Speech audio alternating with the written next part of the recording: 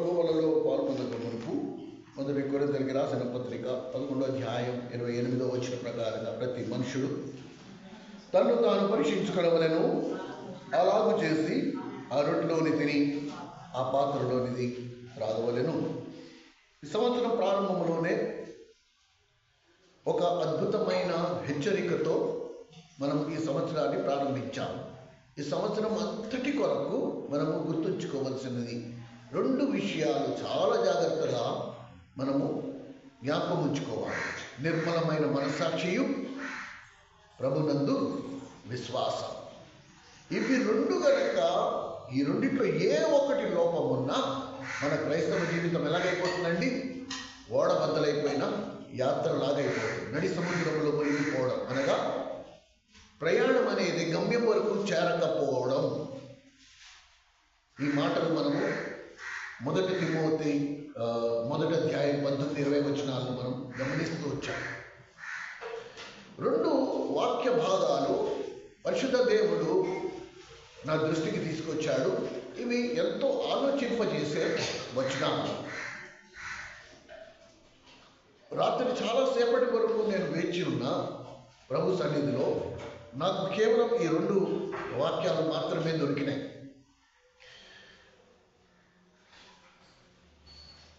ప్రభువు రాబోయే పెళ్లి కుమారుడు.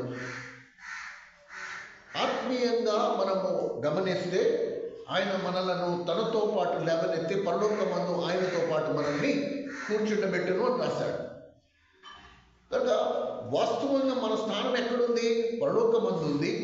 ఆయన పక్కన నువ్వు నేను కూర్చుండే అనుభవంలో ఉన్నాం ఇప్పుడు. కానీ మన నేత్రాలు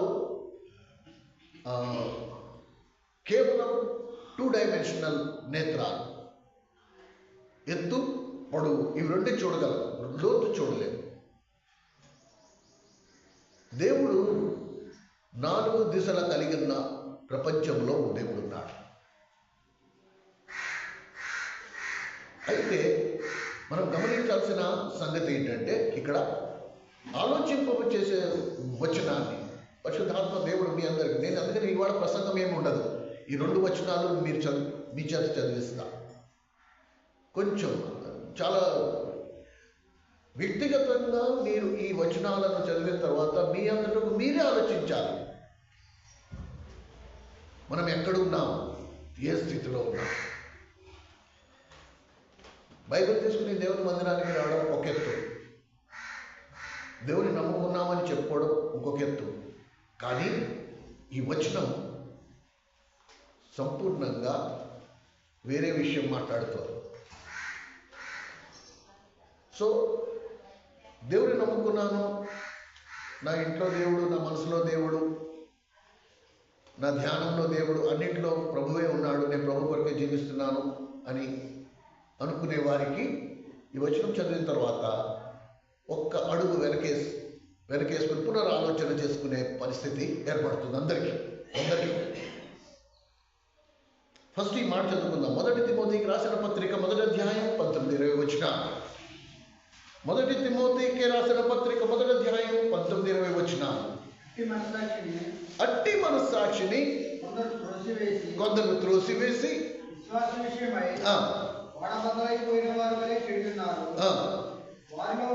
ఇగో వారిలో కొందరు పేర్లు అక్కడ మనం చదువుతున్నాం. సరే, మీరు ఒకవేళ జ్ఞాపకం ఉంచుకోగలిగితే మంచిది, ఆ పేర్లు జ్ఞాపకం ఉంచుకోగలిగితే మంచిది, ఇంకా వాళ్ళకైనా చెప్పడానికి వీలవుతుంది. కానీ 19వ వచనంలో మనం చదివిన మాట మీరు గమనిస్తే, అట్టి మనస్సాక్షి. ఎట్టి మనస్సాక్షి? దేవుడు ఏ మనస్సాక్షిని పరిశుద్ధపరిచాడు. ఒకప్పుడు మన మనస్సాక్షి ఎలా ఉండేది? చచ్చిన స్థితిలో ఉండేది. కనుక పాపం చేసే విషయంలో ఏమాత్రం భయమేసేది కాదు, ఒక అబద్ధం చెప్పడానికి భయమేసేది కాదు. అలాంటి చచ్చిన మనస్సాక్షిని ఆయన ఏం చేశాడు? తన పరిశుద్ధ రక్తంలో కడిగి అందులో జీవం పోశాడు. ఇప్పుడు మనస్సాక్షి పనిచేస్తుంది. ఇప్పుడు నా మనస్సాక్షి ఏం చెప్తుంది? ప్రభు నీ పాపాలు క్షమించాడు, ఇప్పుడు నువ్వు పాపము చెయ్యొద్దు, ఇగో ఇది పాపం, ఇది నీకు తగదు. ఈ మనస్సాక్షి పనిచేస్తుంది. ఇప్పుడు మనస్సాక్షి పనిచేస్తుంది. కనుక అట్టి మనస్సాక్షిని కొందరు ఏం చేస్తున్నారంట? త్రోసిపుచ్చి ఆ పాపము ఎంత భయంకరమైన శోధన, ఎంత బలంతో నీ ఎదురుకుండా వచ్చి నుంచింది అంటే, ఇప్పుడు నీ మనస్సాక్షిని కూడా నువ్వు గొంతుకు నులివేసి ఆ పాపము చేయడానికి వెనకాడట్లా. అలాగైతే ఏమవుతుందంట, నీ మనస్సాక్షిని నువ్వు పక్కన తోసిపుచ్చి నువ్వు ఆ పాపము చేస్తే ఏమవుతుంది? నీ ఆత్మీయ ప్రయాణం ఓడబద్దలైపోయినట్టు. నడి సముద్రంలో ఓడబద్దలైతే ఏమవుతుంది? నీ ప్రయాణం అక్కడితో సమాప్తం. ఆ సముద్రంలో కలిసిపోతుంది, సముద్ర గర్భంలో కలిసిపోవడమే, అంతే. ఇప్పుడు ఈ మాటలకి ఇంకా విలువ ఉండదు. ఏ మాటలకి? రేపు నేను ఆయన కన్నురారా చూస్తా, నోరారా ఆరాధిస్తా, నేను దేవుని రాజ్యంలో దేవునితో పాటు ఉంటా, ఈ మాటలకి ఇంకా విలువ ఉండవు. అందుకొరకు 2025 ప్రారంభంలోనే దేవుడు ఈ వచనాన్ని మన దృష్టికి తీసుకొచ్చాడు. ఈ సంవత్సరం అంతా కాదు, మరణ పర్యంతం ఈ మాట. నా మనసాక్షిని నేను కాపాడుకోవాలి, అలాగే దేవుని యందు విశ్వాసాన్ని కాపాడుకోవాలి, దాన్ని వృద్ధి పొందించాలి. ఎలా వృద్ధి పొందిస్తా? ఎక్కడ నా విశ్వాసాన్ని మొదలు పెట్టాలో అక్కడ నేను నా విశ్వాసాన్ని మొదలు పెట్టాలి. అప్పుడు నా విశ్వాసం వృద్ధి పొందుతుంది. ఏమండి? ఇప్పుడు అసలైన ఆలోచింపజేది, ఇవి రెండింటిలో ఏది లోపించినా ఏమవుతుంది? యోహాను సువార్త 2వ అధ్యాయం, జాన్స్ గాస్పెల్ చాప్టర్ 2. యోహాను సువార్త 2వ అధ్యాయం, పేజ్ నెంబర్ చెప్పండి తీసిన వాళ్ళు. 81వ పేజీ, యోహాను సువార్త 2వ అధ్యాయం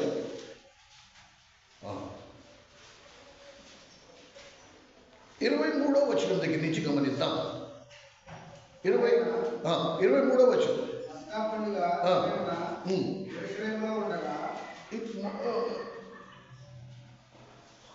2వ అధ్యాయం. అందుకు పస్కా పండుగ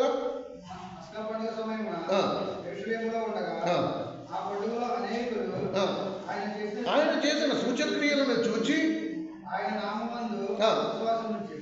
అయితే యేసు అందరినీ ఎరిగినవాడు కనుక ఆయన తన్ను వారి వశము చేసుకొనలేదు. ఆయన మనుషులను కనుక. ఇప్పుడు జాగ్రత్తగా గమనించండి. దెర్ ఇస్ నో మెసేజ్, ఇందులో వర్తమానం ఏమీ లేదు. ఇప్పుడు నా మనసుకు తాకిన మాట పరిశుద్ధాత్మ దేవుడు ఈ వచనం తీసుకొచ్చి నా దృష్టి ఎక్కడ కేంద్రీకరించాడంటే, ఆయన తన్ను తాను వారి వశము చేసుకొనలేదు. ఇప్పుడు ఇక్కడికి వద్దాం. వశం చేసుకోవడం అంటే ఏంటి? వశం చేసుకోవడం అంటే ఏంటి? ఎప్పుడైతే ఒక స్త్రీ పురుషునికి వివాహం అవుతుందో, ఆ స్త్రీ తన్ను తాను ఆ భర్తకు వశం చేసుకుంటుంది. అంటే తన్ను తాను ఆ భర్తకు అప్పగించుకుంటుంది. అలాగే ఆ భర్త తన్ను తాను ఆ భార్యకు అప్పగించుకుంటాడు, వశపరుచుకుంటాడు. అంటే నా మీద సంపూర్ణ అధికారము నీకుంది అని భార్యకు, నా మీద సంపూర్ణ అధికారము నీకుంది అని భర్తకు. వీళ్ళు ఒకరితో ఒకరు ఒప్పందం, ఒక బంధంలోకి వస్తారు. అది పవిత్రమైన వివాహం. వీళ్ళిద్దరూ ఒకరికి ఒకరు సంపూర్ణంగా అప్పగించుకుంటారు, వశపరుచుకుంటారు. గనుకనే వారి దాంపత్యం వారి మరణ పర్యంతము కొనసాగుతుంది. కానీ ఒకవేళ వీరిద్దరిలో ఏ ఒకరైనా సరే తమ జతపరచబడిన వారికి వశపరుచుకోలేదనుకుందాం. భార్య తన్ను తాను తన భర్తకు అప్పగించుకోలే, లేక భర్త తన్ను తాను ఆ భార్యకు అప్పగించుకోలే. ఇప్పుడు ఆ కాపురం ఏమనాలి? సమాజం చూడడానికి వాడికి వివాహం అయింది, వాళ్ళు ఉండేది ఒక ఇంట్లోనే ఉంటున్నారు. కానీ వాళ్ళిద్దరి మధ్యలో దూరత్వాలు ఎంత ఉన్నాయి? అగాధం. సమాజం కొరకు వారు భార్యాభర్తలు, కానీ వాళ్ళిద్దరూ ఎంత దూరత్వాలు ఉన్నాయి?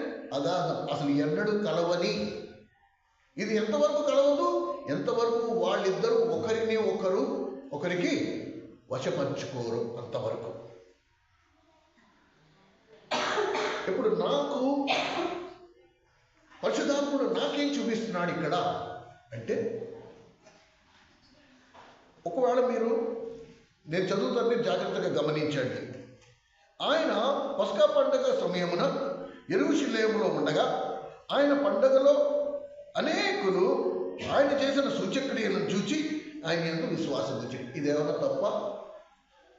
చెప్పండి. ఆయన యెరూషలేములో ఎంతో మందిని స్వస్థపరిచాడు, చనిపోయిన వారిని లేవనెత్తాడు, గుడ్డివారిని కన్నులు తెరిపించాడు, మూగివారిని గొంతు తెరిపించాడు. ఇలాగ సూచక క్రియలు, అనేక సూచక క్రియలు, అనేక అద్భుతాలు చేయడము ప్రజలందరూ చూసి ఆయన విశ్వాసం వచ్చారు. తప్ప? ఇదెవరు తప్ప? ఏమండి, ఇంతమంది ప్రభువునందు విశ్వాసం వచ్చినప్పుడు అసలు ప్రభు ఆనందించాలి కదా, ప్రభు సంతోషించాలి కదా. ప్రభుకి ఆనందం వేయాలా వద్దా? ప్రభుకి సంతోషం వేయాలా వద్దా? ఇప్పుడు మన మందిరం ఉంది, దేవుడు ఇంత మందిరాన్ని ఇచ్చాడు, ఈ మందిరం నిండా జనం ఉన్నారనుకో, మనకి సంతోషమా కదా? చెప్పండి, మనకి సంతోషమా కదా? ఇక్కడ గమనిస్తే ప్రభువుకి అంత ఆనందం ఏమి వేయట్లా. ఎందుకు వేయట్లా? ఇక్కడ ఏమని రాస్తుంది? అనేకులు ఆయన విశ్వాసం వచ్చింది, అయితే యేసు అందరినీ ఎరిగినవాడు. ఆయన అందరినీ ఎరిగినవాడు, సంఖ్యని చూసి గంతునైలా. ఎంతమంది ఆయన ఎందుకు విశ్వాసం, బాబాయ్ ఎంతమంది నన్ను నమ్ముకున్నారా అని ఆనందపడట్లే. వారి హృదయాల్లో ఏముందో ఆయనకి, ఆయన అందరినీ ఎరిగినవాడు. వీరిలో ఎంతమంది ఆపద మొక్కుగాళ్ళు ఆయనకి తెలుసు. ఆపద వచ్చిందంటే వెంటనే ఏం చేస్తాం? మొక్కేసుకుంటాం. సంపద వచ్చిన తర్వాత ముడుపులు కట్టేస్తాం, వేలాడుతూ ఉంటాయి. సంవత్సరాల కొద్ది ఆ ముడుపులు వేలాడుతూ ఉంటాయి. అర్థమవుతుందా? కనుక ఆలోచింపజేసే మాట ఏంటంటే, ప్రభువా నీవు నాకు వశపరుచుకున్నావా లేదా? ఆ నిశ్చయత నాకు కావాలి. ఎందుకంటే నేను ఎవరితో కాపురం చేయాలి? నీతోనే. నేను నీకు వశపరుచుకున్నానని నేను అనుకుంటాను, కానీ నువ్వు నా అంతని మెరిగిన వాడు. నీవు నాకు వశపరుచుకున్నావా లేదా? లేకపోతే నేను చెప్పుకుంటూ తిరుగుతాను. దీనికి ఖచ్చితమైన ఇది ఎవరికి వారికే మీరు ఒక నిశ్చయితకి రావాలి. ప్రభు తను తాను మీకు వశపరుచుకున్నాడా? అలా అని పోనీ మీరు చెప్పగలరా? ప్రభు వాళ్ళ దగ్గరికి వచ్చేటప్పటికి ఆ నిశ్చయిత నాకు లేకపోతే నేను ప్రభు వాళ్ళ దగ్గర ఫస్ట్ ఒప్పుకోవాలి. ప్రభు నాకు ఆ నిశ్చయిత లేదు, నువ్వు నాకు ఆ నిశ్చయిత కలుగు చేయి. నేను ఇన్ని రోజులు చదివాను కానీ ఎప్పుడు అంత గమనించలే.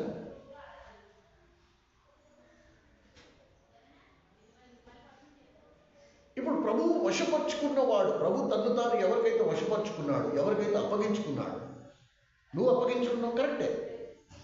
సాక్ష్యం చెప్పుకోవడానికి మనందరం నేను దేవుని నమ్ముకున్నాను, నావన్నీ వదిలేసుకున్నాను, నా స్వకీయాన్ని వదిలేసుకున్నాను, నేను దేవునికి అంకితం అయిపోయాను, అది నీ వరకు ఓకే. ప్రభు నీ గురించి ఏమంటున్నాడు?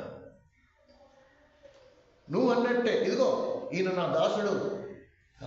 నాకు ఒక ఫ్రేజ్ చాలా ఇష్టం. బైబిల్లో ఒక మాట రాస్తుందండి,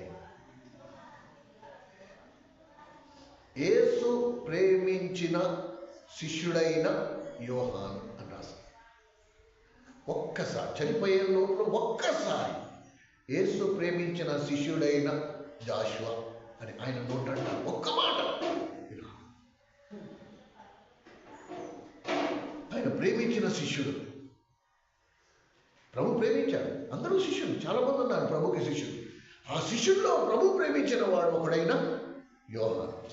అంతము వరకు, లాస్ట్ వరకు విడిచిపెట్టకుండా ఉన్నాడు యోహాను ఒక్కడే. కనుక ఆ జాబితాలో మనము ఉండాలని ఇష్టపడాలి ఎంతైనా సరే. ఓ ప్రభు, నువ్వు ప్రేమించిన శిష్యుల్లో నా పేరు ఉండాలి, నా పేరు యోహాను తర్వాత నా పేరు కూడా ఉండాలి.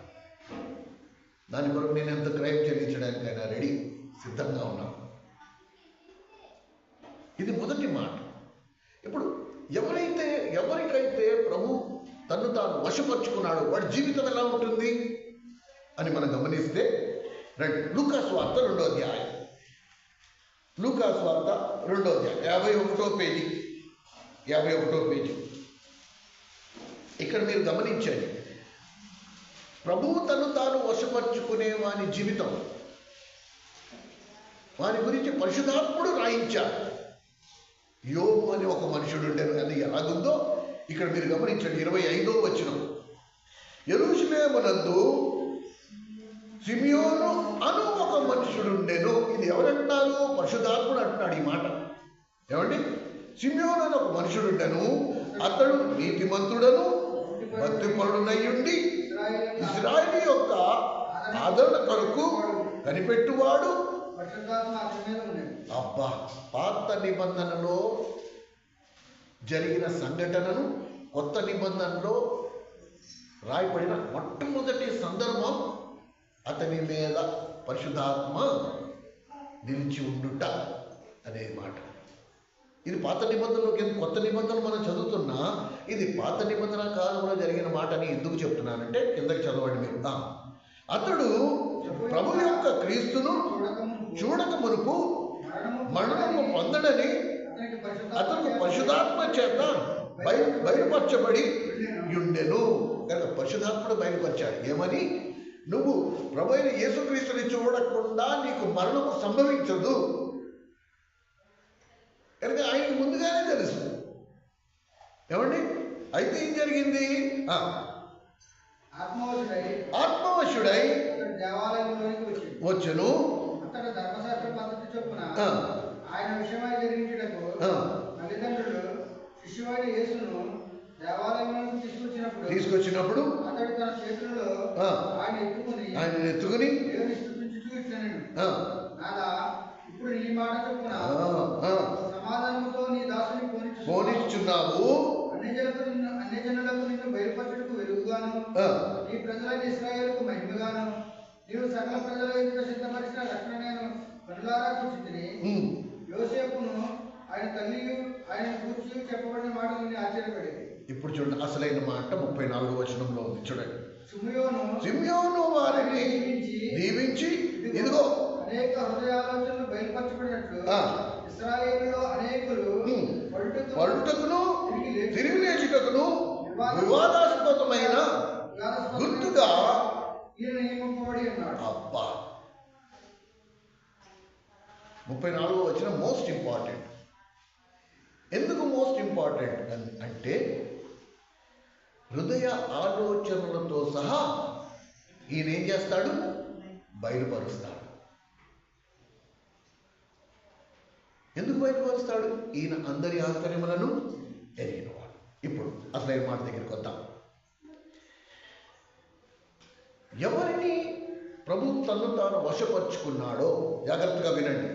ఎవరికి ప్రభు తన్ను తాను వశపరుచుకున్నాడో వాళ్ళని ఎలా గుర్తించగలము అంటే, వాళ్ళు ఎక్కడికి వెళ్ళినా తనతో పాటు ఎవరు తీసుకెళ్తారు? ప్రభువు తీసుకెళ్తారు. ఎందుకంటే ప్రభు తన్ను తాను వారికి వశపరుచుకున్నాడు. ఇప్పుడు నేను అక్క ఎక్కడికి వెళ్ళినా ఎలా వెళ్తాం?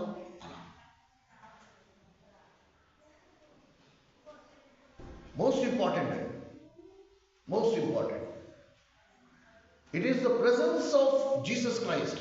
ప్రభువు యొక్క సన్నిధి వారు తమతో కూడా కూడా కూడా కూడా తీసుకెళ్తారు. ఎక్కడికి వెళ్ళినా ప్రభువు వాళ్ళతో పాటు వస్తాడు. ఎందుకంటే ప్రభువు తన్ను తాను వారికి వశపరుచుకున్నాడు కనుక.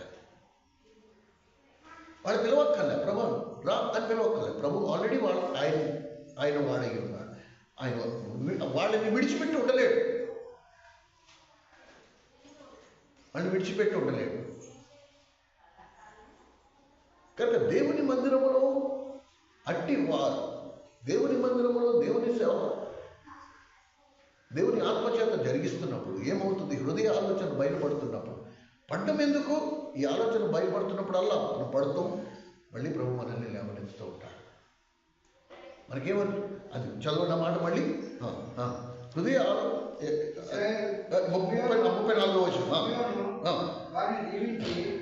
ఇదిగో అనేక హృదయాలోచనలు బయలుపరచబడినట్లు ఇశ్రాయేలులో అనేకులు పడుటకును తిరిగి లేచుటకును వివాదాస్పదమైన గుర్తుగా ఈయన నియమింపబడి. కనుక ఎక్కడెక్కడికి ప్రభు వస్తాడో బలహీనులు వారు ఆటోమేటిక్ పడతారు. ఆయన పరిశుద్ధుడైన దేవుడు. ఆ పడిన వాళ్ళందరినీ ఆయన మళ్ళీ లేవనెత్తుతున్నాడు. పడుటకును లేచుటకును ఈయన కారకుడు. లేకపోతే మనందరం నిలుచున్నామనే తలంచుకుంటున్నాం కదా.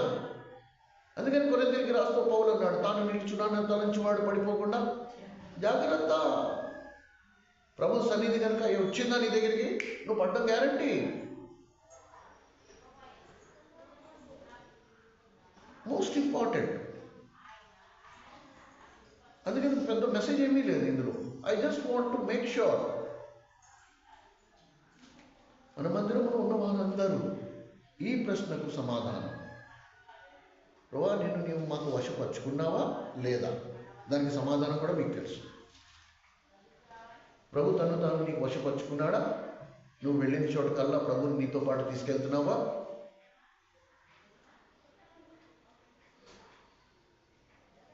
ఇది కొంచెం ఆలోచింపు చేస్తుంది మనందరినీ.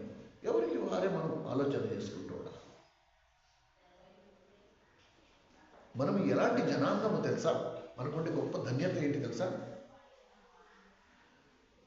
ద్వితీయోపదేశ కాండం 4వ అధ్యాయం, డ్యూట్రానమీ చాప్టర్ 4. ద్వితీయోపదేశ కాండం 4వ అధ్యాయం. పేజ్ నెంబర్ చెప్పండి తీసిన వాళ్ళు. 149. ద్వితీయోపదేశ కాండం 4వ అధ్యాయం 8వ వచనాన్ని గమనించండి. మరియు నేడు నేను మీకు అప్పగించుచున్న ఈ ధర్మశాస్త్రం అంతటిలో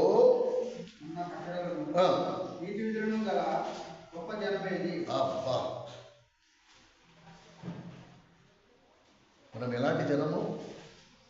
ధర్మశాస్త్రం మన చేత్తో పట్టుకునే ధన్యత, దేవుడు మాట్లాడిన మాటలను చేత్తో పట్టుకునే ధన్యత, వాటిని ధ్యానించే ధన్యత, వాటిని చదువుకునే ధన్యత కలిగి ఉన్న జనాంగంలో మనము ఉన్నవారు.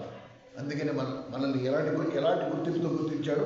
మరియు నేను మీకు అప్పగించుచున్న ఈ ధర్మశాస్త్రం అంతటిలో నన్ను కట్టడలను నీతి విధులను గల గొప్ప జనమే ఏది?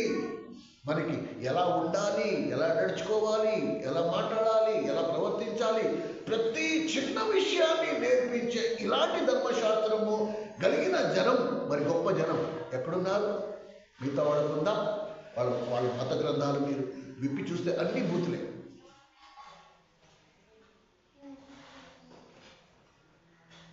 కానీ దేవుని నీతిని అనుసరించి ఎలా నడుచుకోవాలి, ఎలా బ్రతకాలో కేవలం ఈ గ్రంథం మాత్రమే మనకి నేర్పుతుంది. కానీ ఎవరికి దేవుడు తను తాను వశపరుచుకుంటాడు? ఆ మాట కూడా మనకు తెలియాలి కదా. మరి హోషేయ గ్రంథం 8వ అధ్యాయం, హోషేయ గ్రంథం 8వ అధ్యాయం.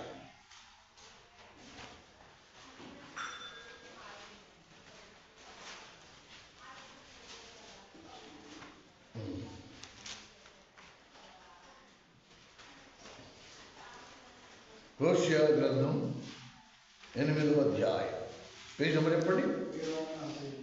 748, 12వ వచనం. హోషేయ గ్రంథం 8వ అధ్యాయం 12వ వచనం. నేను అతని కొరకు నా ధర్మశాస్త్రమును పరిపూర్ణంగా వ్రాయించి నియమించినను వాటిని అతడు అన్యములుగా ఇచ్చింది. చూసారా? ఇప్పుడు మనం ఎక్కడున్నాము? మనకున్న ప్రమాదం ఇంత విలువైన ధర్మశాస్త్ర గ్రంథాన్ని పరిశుద్ధ దేవుడు నీ చేతికి నా చేతికి ఇచ్చినప్పటికీ ఇందులో రాయబడిన అనేక మాటలు దేవుని ప్రజలే ఎలా భావిస్తున్నారంట? అన్యములు అంటే ఏంటి? ఇది మనకు కాదు, ఇది మనకు కాదు, ఇది మనకి వర్తించదు, ఇది మనకి సంబంధం కాదు. కనుక వాటిని ఎలా చూస్తారు? ఇది అన్యములు, ఇది నాట్ ఇంపార్టెంట్, ఇవి ముఖ్యమైనవి కావు. కానీ ప్రవక్త అయిన యెషయా మాత్రమే ఆ మాట గుర్తిస్తూ చివరికి ముగించే గ్రంథం ముగించే అధ్యాయం 66వ అధ్యాయము 2వ వచనంలో అన్నాడు, ఈ ధర్మశాస్త్ర వాక్యమును ఎవరు ఈ మాట కూడా మనం చదువుకుని ప్రార్థన చేసుకున్నాం. ఈ ధర్మశాస్త్ర వాక్యమును 66వ అధ్యాయం 2వ వచనం చూడండి. అవన్నీ నా హస్తకృతములు, అవి నా వలన కలిగినవని యెహోవా సెలవిచ్చుచున్నాడు. ఎవడు దీనుడై నలిగిన హృదయం గలవాడై నా మాట విని వణుకుచుండెనో వానినే నేను దృష్టించుచున్నాను. అందరినీ కాదు, ఈ మాట నేను అనట్లే, దేవుడు అంటున్నాడు. వానినే, ఎవరైతే దీనుడై నా మాట విని వణుకుచుండెనో, ఇది దేవుడు చెప్పాడు అనే వణుకు, భయం. ఆయన చెప్పిన మాట నుంచి నేను ఎక్కడైనా తొలగిపోతానేమో అనే భయం, ఆయన ఆజ్ఞల విషయంలో నేను ఎక్కడైనా తప్పిపోతానేమో అనే భయం నిరంతరం ఉంటుందో వారిని మాత్రమే నేను దృష్టించుచున్నాను. అందరినీ కాదు. దేవుడు నమ్ముకున్నాను అని చెప్పుకునే వాడందరినీ కాదు. నేను దేవుడు నమ్ముకుని 50 ఏళ్ళు అయింది అనేవాడు కాదు. పెద్ద పెద్ద సాక్ష్యాలు చెప్పేవాడిని కాదు. నో, దేవుని వాక్యము పట్ల నీకు భయం ఉందా? నీకు వణుకుందా? ఎక్కడైనా దేవుని ఆజ్ఞను మీరే భయం ఉందా? అట్టి వారిని మాత్రమే దేవుడు దృష్టించుచున్నాడని దేవుడు అంటున్నాడు, నేను అనట్లేదు. కనుక if you really want to find a favour in the eyes of God, ఈ మాట జాగ్రత్తగా ఆలకించు. దేవుడు తను తాను నీకు వశపరుచుకోవాలనుకుంటావా? నువ్వు ఆయన మాటలు శ్రద్ధగా చదివి దాన్ని గైకుంటూ ఆయన మాటల పట్ల నీకు ఏముండాలి? వణుకు, భయం. ఇది దేవుని మాట, దీన్ని నేను శిరసావహించాలి. ఎక్కడైనా తప్పిపోతానేమో అనే ఆలోచన, ఎక్కడైనా తప్పిపోతానేమో అనే భయం, ఎక్కడైనా తప్పిపోతానేమో కనుక జాగ్రత్తగా ఉండే మెలుకుతాను నాకుంటే దేవుడు తను నాకు వశపరుచుకుంటాడు. ఒక భార్య తన భర్త గురించి ఎలా ఉంటుందండి? అయ్యో, నా భర్తను ఎక్కడైనా గాయపరుస్తానేమో, ఆయన నా విషయంలో బాధపడతాడేమో, ఆయన నా విషయంలో అభ్యంతరపడతాడేమో. ఒంటి మీద తను కట్టుకున్న బట్ట మొదలుకొని, నోటిలోంచి వచ్చే మాట మొదలుకొని, తన ప్రవర్తన మొదలుకొని, ఇవన్నీ కూడా తన భర్త విషయంలో ఎంతో జాగ్రత్త వహిస్తుంది. కనుక ఒకవేళ నిజంగా ప్రభువుని నువ్వు పెళ్లి కుమారుడిగా, నీ భర్తగా నువ్వు వాళ్ళు చూసినట్లయితే అదే నువ్వు నేను కలిగి ఉండాలి. అలా కలిగి లేకపోతే ఆయన తను తాను నీకు వశపరచుకోలేదు. నీ నా బోధలు వినేవారి బాధ కొరకే అన్నట్టు. ప్రియమైన సహోదరుడు, సహోదరి, మీకు ఒక మాట చెప్పాలనుకుంటున్నాను నేను. ఈ మందిరానికి వచ్చేవారు నిజంగా ధన్యులు. ఎవరైతే ఈ సంఘంలోకి వస్తున్నారో, ఎవరైతే ఈ సంఘంలో సభ్యులుగా ఉన్నారో, మీరందరూ నిజంగా ధన్యులు. కానీ అదే సమయంలో మీకు ఒక ప్రమాదం కూడా ఉంది. ఈ మందిరానికి వచ్చటం వలన ప్రమాదం, ఇక్కడికి రాకపోయి ఉంటే ఆ ప్రమాదం మీకు ఉండేది కాదు. ఆ ప్రమాదం ఏంటి తెలుసా? లూకాసు వార్త 12వ అధ్యాయం 48వ వచనం. లూకాసు వార్త 12వ అధ్యాయం 48వ వచనం.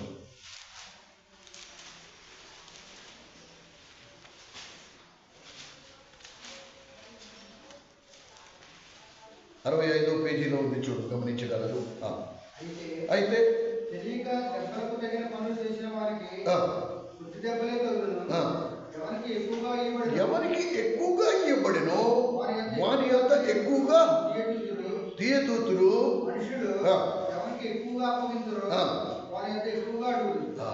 అంటే ఈ మాటకు అర్థం ఏంటి తెలుసా? నేను ఈ మందిరంలోకి వచ్చి ఎంత ఎక్కువగా వింటున్నానో అంత ఎక్కువైన వాటికి నేను సమాధానం చెప్పాలి. నేను జవాబుదారి. ఇదే మిగతా సంఘాలలో ఇన్ని మాటలు బయలుపరచబడవు.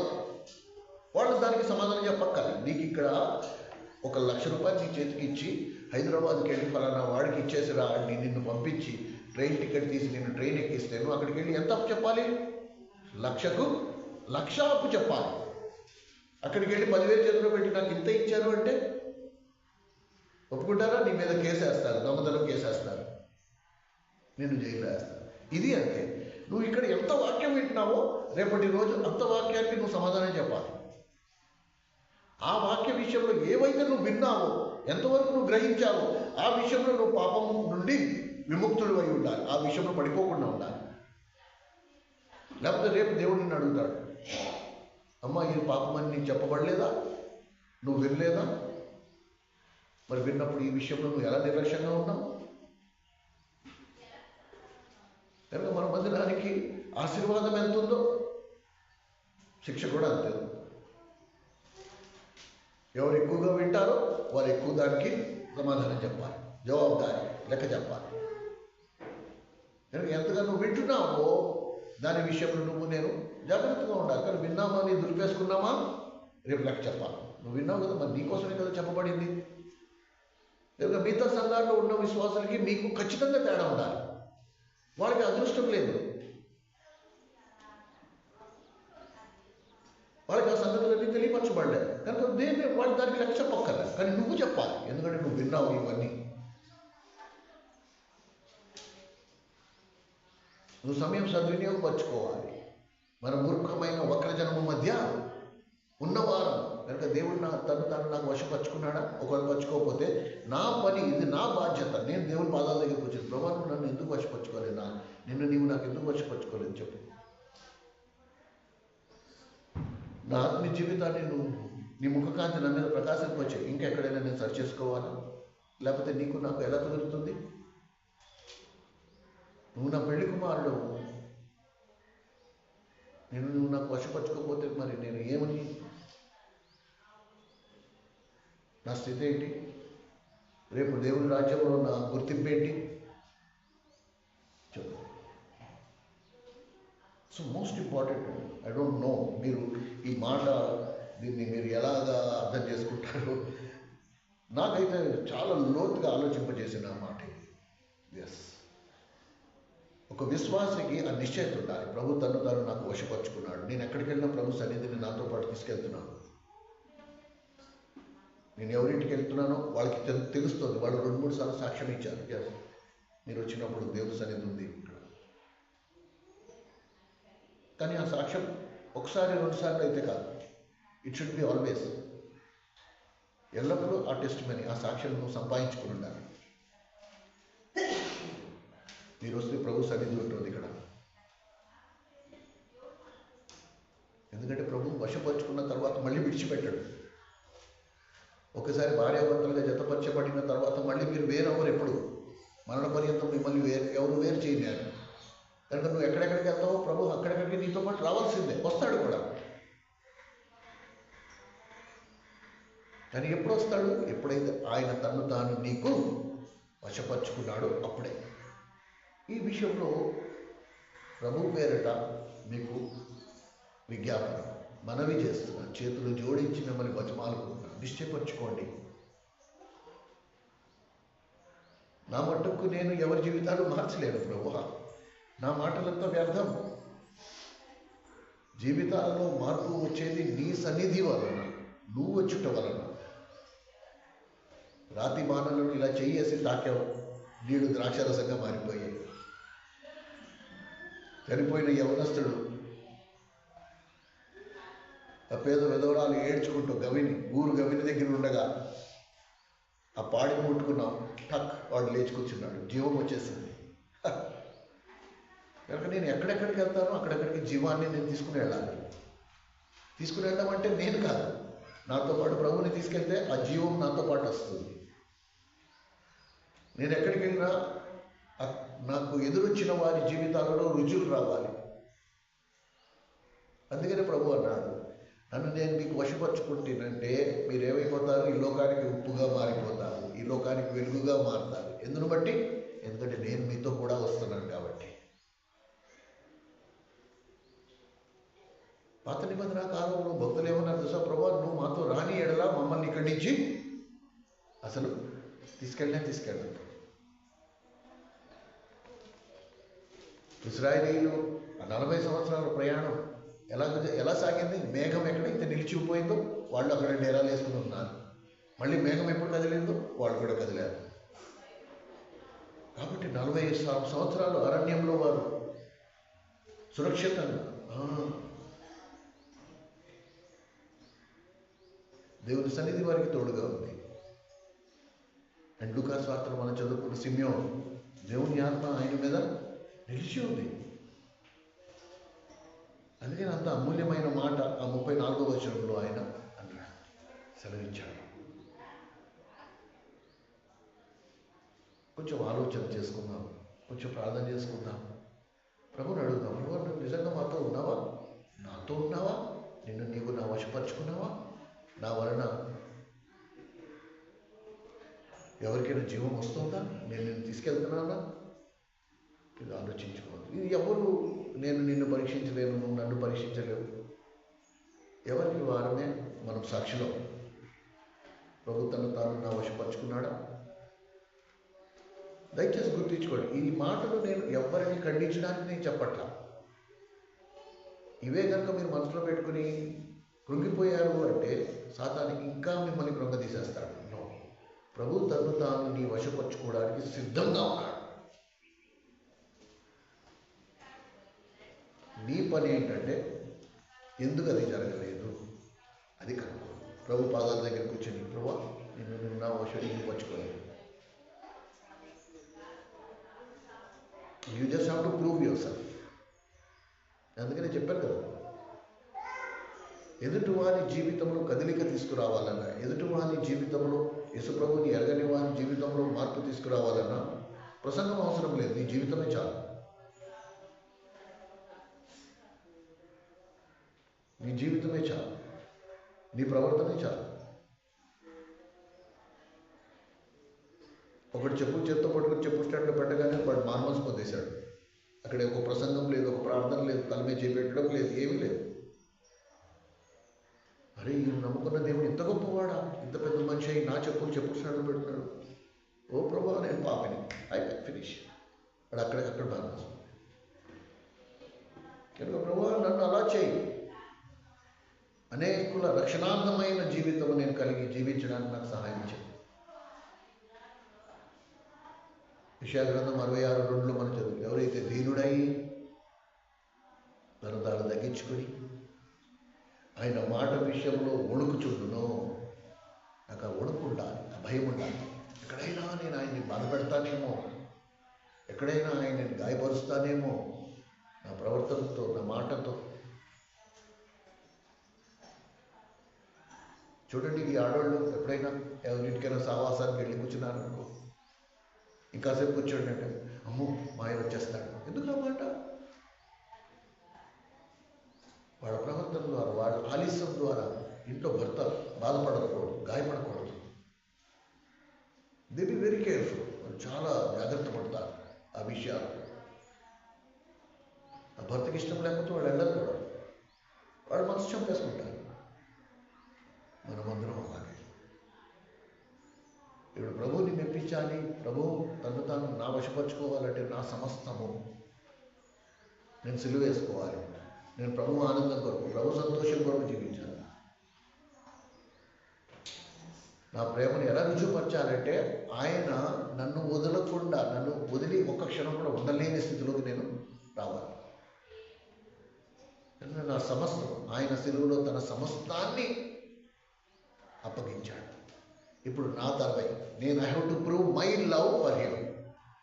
ప్రభు పట్ల నాకున్న ప్రేమను రుజువుపరిచే సమయం ఆసన్నమైంది. ఇప్పుడు నేను రుజువుపరచాలి. ప్రభు, నేను కూడా నిన్ను ప్రేమిస్తున్నాను, ఎంతవరకు నా ప్రాణం పెట్టినంతగా. నా జీవితంలో ఇప్పుడు నువ్వు తప్ప నాకు ఇంకెవరు ముఖ్యం కాదు. అది నేను ప్రూవ్ చేయాలి. ఎప్పుడైతే నేను రుజువుపరుస్తాను, ఆయన అయితే రుజువుపరిచాడు. ఇప్పుడు నీ తరవై నువ్వు అది రుజువుపరిచితే ఆయన తను తాను నీ వశపరుచుకుంటాడు. అప్పుడు నువ్వు ఎక్కడికి వెళ్ళినా సరే ప్రభు జీవాన్ని నీతో పాటు కూడా తీసుకెళ్తావు. వేరెవర్ యు గో, ప్రభు ఇచ్చిన వాగ్దానం ఏంటి? వారి కడుపులలో నుండి జీవజలపు నదులు ప్రవహిస్తాయి. ఈ నది ఎక్కడెక్కడికి వెళ్తుందో, ప్రవహిస్తుందో, ఏ రాష్ట్రం గుండా వెళ్తుందో ఆ నది ఇరుప్రక్కల మీరు చూడండి, పచ్చని జీవం, అనేక వృక్షాలు, పచ్చతనం, పొలాలు అన్నీ పచ్చగా ఉంటాయి. ఎక్కడికి వెళ్ళినా ఈ నది జీవాన్ని కూడా తీసుకెళ్తుంది. నువ్వు నేను అలాంటి ప్రవహించు జీవజలపు నదులు. కానీ నిజంగా మన జీవితం అలా ఉందా? లేదు అంటే ప్రభు తను తాను మనకి వశపరచుకోలేదు. కాబట్టి వీఆర్ నాట్ హెల్ప్ఫుల్. మనం ఎవరికి మేలుకరంగా లేము, ఆశీర్వాదకరంగా లేము, ఎవరికి మనం జీవాన్ని తీసుకెళ్ళలేకపోతున్నాం. All that you have to do is take Jesus along with you. ప్రభువుని నీతో పాటు తీసుకెళ్ళడమే. అది ఎప్పుడు జరుగుతుంది? ఎప్పుడు ఆయన తన్ను తాను నీకు వశపరుచుకుంటాడో అప్పుడు. అంతవరకు మనం ఎంత ప్రయాసపడినా, ఎంత ప్రార్థన చేసినా, ఎన్ని సువార్తలు చేసినా there is absolutely no use. No use, no use. ఏ ప్రయోజనం లేదు. వ్యక్తిగతంగా నువ్వు అడగాలి, ప్రభువా నువ్వు నాతో పాటు వస్తున్నావా? నువ్వు రాని ఏడల నేను ఇక్కడి నుంచి కదలను. ఇంకా నేను ఒక్క అడుగు కూడా ముందర వేయి, నేను ఎక్కడికి వెళ్ళను. ఒకవేళ నేను వెళ్ళాలి అంటే నువ్వు నాతో రావాలి, నువ్వు నా వశపరచుకోవాలి. నన్ను నేను నీకు వశపరుచుకున్నాను, అలాగే నువ్వు నాకు వశపరుచుకోవాలి. ఇది లేఖనం చెప్తుంది. నువ్వు అప్పటి కాలంలో నువ్వు వశపరుచుకోలేదని రాస్తాడు. ఇంతకీ నా సంగతి ఏంటి? నాకు నువ్వు వశపరుచుకున్నావా? నేను ఎలా తెలుసు? దానికి ప్రూఫ్ అక్కర్లే. నువ్వు వెళ్ళిన ప్రతి చోట జీవం వస్తుంది ఆటోమేటిక్. ఎందుకంటే జీవం కలిగిన దేవుణ్ణి నువ్వు కూడా తీసుకుని వెళ్తున్నావు. అది జీవం వస్తుంది ఆటోమేటిక్గా. కనుక ప్రతి మనుషుడు అనుదానం పరీక్షించుకోవలేను. అలా వచ్చేసి ఆ రొట్టెలోని తిని ఆ పాత్రలోని త్రాగవలేను. ప్రార్థన చేసుకుందాం. దయచేసి